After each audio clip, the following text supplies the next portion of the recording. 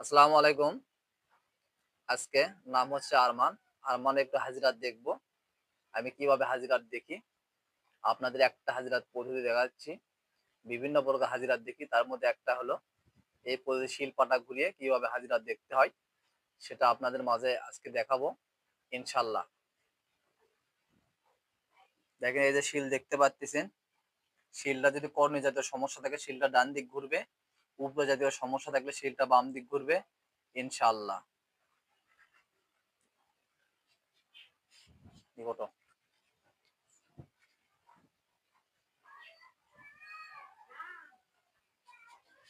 সর্বজনীন মুসলিম তাকে সময় খুশি খুশি খুশি সর্বজনীন সমান্তরাল